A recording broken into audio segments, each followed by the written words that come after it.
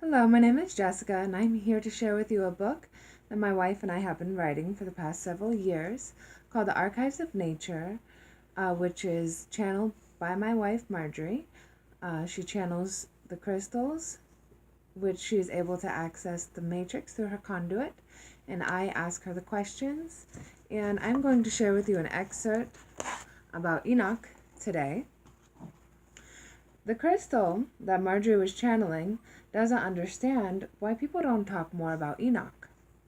He says that he was just as great as Moses and that he was also able to part the seas and walk on water. He thinks that this is because Enoch's stories are very fantasy and sci-fi.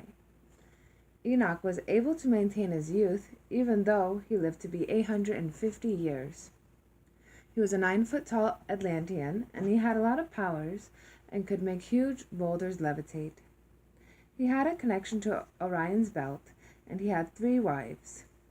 He now goes in and out of 4th dimension, and he still comes to Earth, specifically to Germany. He appears with the exact same body that he had when he was Enoch, but nobody can see him because of mass hypnosis. The crystal says that we can meet Enoch if we want, and that Enoch was aware of the books of Zohar, and he revered them. Enoch was a procreator and generator of just reasoning, and everything that pertained to the women and children, who, he says, are sometimes forgotten.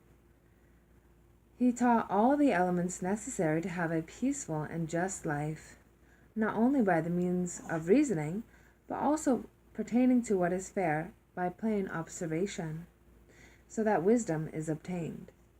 He used the weighing of the scales, judgment, and logic to be able to precipitate and manifest the right conclusion. Sometimes this solution is perceived as being strange and illogical, but when seen from a greater point of view, the solution dovetails for a greater architecture. He says that when the interests of others are in plain view, then the right justification is made. The Enochian script was translated from Greek philosophy, and it stood the passing of time, even though it is related more to its own epoch. Some piece of the script represents the 7 stages of humanity. One of these stages is called the primordial stage, which represents infancy or the psyche. Other stages represent the generations, adulthood, the intimate connection, the crossing over, and the birth of the new.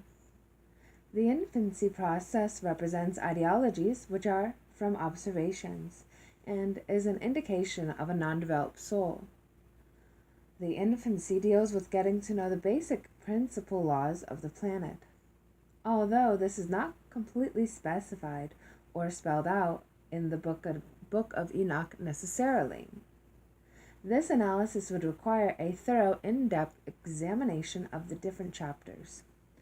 Doing so will reveal the growth or next stage, which is symbolized by when humanity takes a deeper look at a greater non-visual, non-verbal experience, which can be combined with prior knowledge.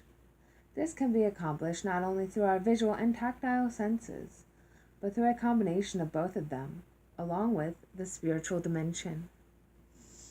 For example, when you observe or understand something that is written, you take it a step further and read between the lines. It has multiple levels, the sensorial and extrasensorial, while inhabiting a physical body. The consciousness of the being is now broader, and it is able to digest a larger spectrum of creation, as well as delivery of an individualized wisdom which is different in everyone. The next stage of the crossing over represents now the element of the parting and visualizing and experiencing a higher dimension, where the first experience of infancy is recreated, but on a different scale. The soul continues its travel sort of in a spiral mode, moving into different experiences, but at the same time experiencing the same. Enoch was aware of this, and he was able to perceive all of these laws being replicated in a smaller scale. Okay, so that's all for today that we have on Enoch. Thank you so much for tuning in, and I hope that you continue to research.